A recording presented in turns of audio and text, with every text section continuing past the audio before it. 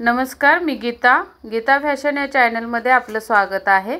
तर आज आपण अशी कटिंग बघणार आहोत की या कटिंगमध्ये सर्वांनाच अडचणी येऊ शकतात। मला पण नवीन असताना अडचण आली होती, पण अनुभवाने मी सुधारली ती चूक। तर आता आपण बघणार आहोत ती कटिंग। तर कमी छातीचं माप आहे आणि उंची मात्र ब्लाउजला जास्त पाहिजे। अशी कटिंग करताना कोणती काळजी घेतली पाहिजे हे आपण बघणार आहोत। तर बघा, आपल्याला एक माप घ्यायचं आहे। 32 साईज आहे ब्लाउजची, छातीची, आणि ब्लाउजला उंची हवी आहे 15 इंच। तर आपण 32 साईजच्या उंचीसाठी 13 उंची घेत असतो किंवा 13.5। तर त्यामध्ये 1 इंच प्लस करून 14.5 होते आपली। तर यांना तयार उंचीच 15 हवी आहे, तर मग आपल्याला 16 इंच घ्यायला पाहिजे आणि माप तर 32चं आहे। तर मग हे ॲडजस्ट कसं करायचं तर मी दाखवणार आहे तुम्हाला व्हिडिओमध्ये हे ॲडजस्ट करून।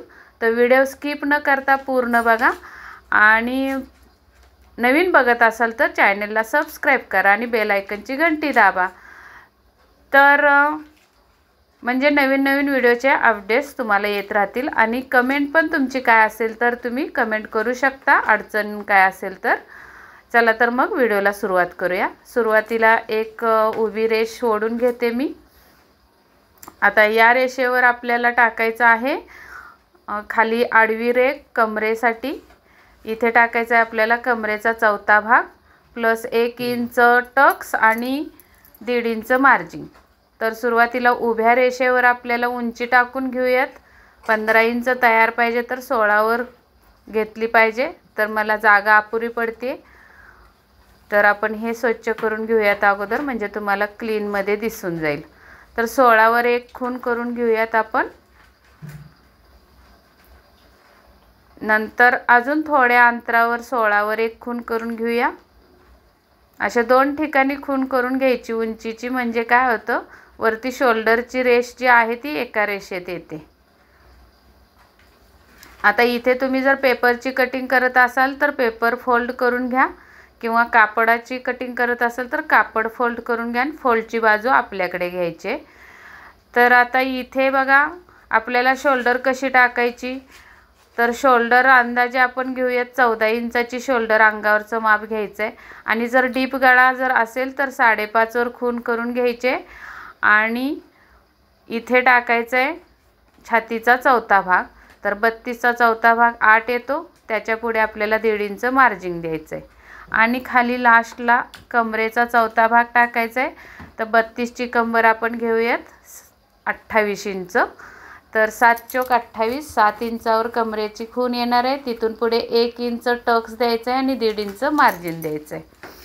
या पद्धतीने आपल्याला या 2 खुणा भेटणार आहेत। तर इथे आपण डायरेक्ट या 2 रेघा ओढून घ्यायच्यात सरळ, मार्जिनची आणि फिटिंगची। त्यानंतर प्रश्न उरतो शोल्डरचा। तर शोल्डर कशी घ्यायचे, तुमच्या गळ्यावर शोल्डर ठरते। जर तुम्हाला बोटनेक किंवा बंद गळा असेल तर तुमची शोल्डर जर पूर्ण 14 असेल अंगावरच्या मापावर, तर तुम्ही त्याचे 14चे निम्मे घ्यायचे आहेत बंद गळ्यासाठी, आणि अर्धा इंच हे घ्यायचं आहे मार्जिन घ्यायचं आहे, शिलाई मार्जिन। आणि जर बोटनेक असेल तर 14मधून निम्म्यातून 14च्या निम्म्यातून अर्धा इंच वजा करायचे। तर 7मधून अर्धा इंच वजा होऊन 6.5 वर येणार आहे शोल्डर तुमची।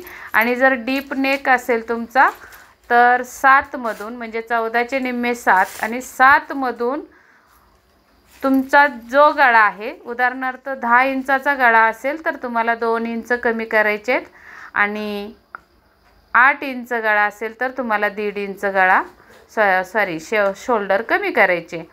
तर या पद्धतीने आपल्याला मुंड्याची उंची 5.5 वर घेतली, कारण डीप नेक आहे म्हणून। आणि मग या कोपऱ्यातून आपल्याला जायचं आहे 1 इंच बाहेर। आता इथे बघा, मी अर्धा इंच बाहेर घेतलेलं नाही आहे, कारण हे छोटं माप आहे 32चं, म्हणून मी आहे तशी सरळ रेघ देऊन त्याचा अर्धा करून कोपऱ्यातून 1 इंचावर खूण केले. 1 इंचावर खूण कधी करायची तर डीप नेक असेल तेव्हा, आणि अर्धा इंच का घेतलं नाही तर छोटं माप आहे म्हणून. आणि मग हा राऊंड द्यायचा आहे मुंड्याचा आणि मोजून बघायचं आहे. आता इथे माझा जो आलाय तो आलाय. जर तुमचा मुंडा 14 असेल तर 7 भरला पाहिजे राऊंड, आणि जर 15 आहे तर 7.5 भरला पाहिजे. कमी जास्त होत असेल तर तुम्हाला कमी जास्त कसा करायचा हे पण मी व्हिडिओमध्ये दाखवलेला आहे. आणि मग इथे आपल्याला जो हवा तो गळ्याचा आकार द्यायचा आहे. खाली मात्र गळ्याची रुंदी 3 इंचावर ठेवायची आहे. वरती तुमची शोल्डर पट्टी जेवढी आहे तेवढी घेऊन गळा रुंदी द्यायची. हे झालं पाठीमागचं. मी वरवर सांगितले तरी पण बऱ्यापैकी समजावून सांगितले. तर पाठीमागचं कटिंग झालं हे. आता आपला प्रॉब्लेम आहे जास्त उंचीमध्ये कमी साईजची कटिंग. तर हां, अजून एक सांगायचं राहिलं, बॅक साईडला मी 1.5 इंचावर फिटिंगच्या बाजूनी वरती जाऊन तिरकस कट करायचं असतं, कारण मग इथे मुंड्याच्या खाली किंवा काखेमध्ये झोळ येत नाही. तर आता हा आपला पाठीमागचा भाग जसा आहे तसा छापून घ्यायचा आहे दुसरीकडे कापडावर किंवा कागदावर. आणि मुंडा जो आपला आहे तो छापलेला आहे तिथे सरळ रेघ देऊन अर्धा इंच आतमध्ये यायचं आहे आणि कोपऱ्यातून परत 1 इंचावर खूण करून पुढच्या भागाचा मुंडा द्यायचा आहे. तर आता बघा, प्रत्येक व्हिडिओमध्ये आपण सांगत असतो क्रॉसपट्टीसाठी कमरेकडून 2.5 इंचावर दोन्हीकडे खूण करून अशी रेघ ओढून द्यायची. आणि मग हुक आहे पट्टीच्या साईडला 1 इंच वर जाऊन या रेघेवर 2.5 इंचावर एक खूण करून आपल्याला हा क्रॉसपट्टीचा आकार द्यायचा असतो. अशी आपली सर्रास पद्धत असते प्रत्येक ब्लाऊजच्या कटिंगला. तर आता या ब्लाऊजमध्ये आपल्याला काय डिफरन्स म्हणजे काय वेगळेपणा करायचा आहे तो नीट लक्ष देऊन बघा. आता या पद्धतीने जर आपण क्रॉसपट्टी दिलीत तर काय होणार आहे, तुमची कटोरी ब्लाऊज असेल तर कटोरी उंच होणार आहे, किंवा फोर्टक्सचा ब्लाऊज असेल तर वरचा पार्ट उंच होणार आहे. म्हणजे छातीच्या खाली तुमचा जो राऊंड आहे त्या राऊंडच्या खाली तुमची क्रॉसपट्टी बसणार आहे, म्हणजे तो ब्लाऊज वर सरकत जाणार आहे.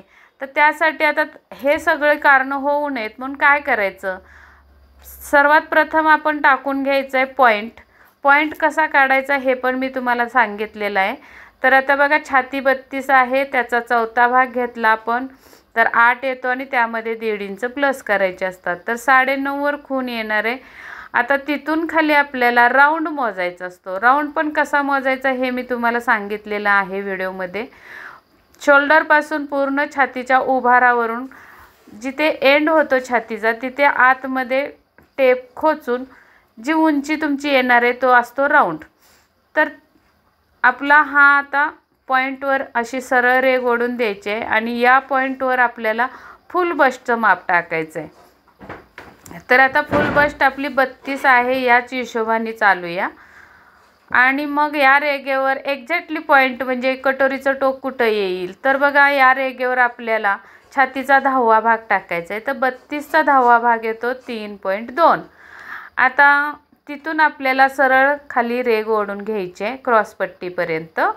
आता जर तुम्ही 2.5 इंचावर क्रॉसपट्टी दिलीत तर काय होणार आहे हे मी सांगते. तर आपल्याला उंची टक्सची किती द्यायची असते, तर फॉर्म्युला काय आहे आपला, तर छातीच्या 10व्या भागातून वजा 1 बरोबर जे उत्तर येईल तेवढी उंची द्यायची आहे टक्सला आणि त्यामध्ये अर्धा इंच मार्जिन द्यायचं आहे. तर आपलं इथं येणार आहे 2.2 टक्सची उंची आणि ही अर्धा इंच मार्जिन. तर इथंपर्यंत आपला ब्लाऊज परफेक्ट राऊंड होणार आहे. तर तिथे मी रेघ ओढून घेते सरळ आणि मग या ठिकाणी तुमची एक्झॅक्टली क्रॉसपट्टी आली पाहिजे. पण आपण काय करतो, नेहमीच्या सवयीप्रमाणे खालून 2.5 इंचावर क्रॉसपट्टी देतो, त्यामुळे काय होतं तुमची कटोरी लांबट किंवा उंची जास्त होते कटोरीला. तर तसं होऊ नये म्हणून तुम्हाला परफेक्ट राऊंड काढता आला पाहिजे. म्हणजे काय होणार आहे, या मापामध्ये आपल्याला काय क्रॉसपट्टीची उंची वाढवायची आहे, कारण आपल्याला ब्लाऊजची उंची पाहिजे, ब्लाऊज उंचीला पाहिजे ना की आपलं माप बदलणार आहे. जर तुम्ही 32 साईजसाठी जर राऊंड बरोबर परफेक्ट घेऊन कटिंग केलीत तर परफेक्ट तुमची कटोरीची उंची येणार आहे किंवा 4 टक्सची।